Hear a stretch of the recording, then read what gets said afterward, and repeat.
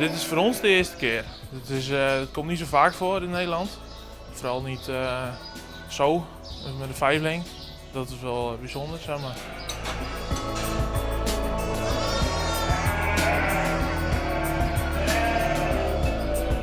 Ik zat nog op school. Ik kreeg een appje van mijn moeder. Die kreeg ik te horen, dus dat was wel leuk eigenlijk. Leuk nieuws om te horen.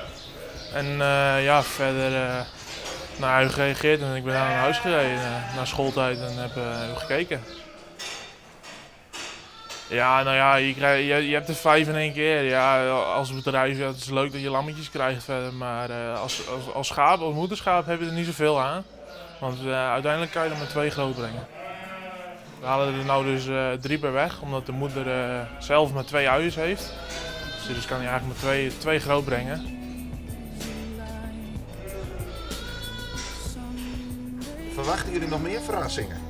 Nou ja, je weet het nooit natuurlijk, maar ja, ik denk dat dit wel een toppunt is, sowieso dit jaar.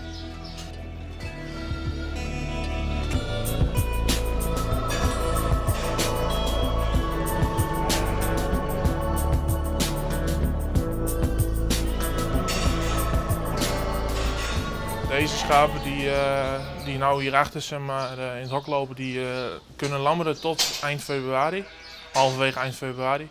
Dan hebben we een rustige periode en dan, ik dacht rond mei of zo begint het weer. Dan hebben we nog een groep, de volgende groep.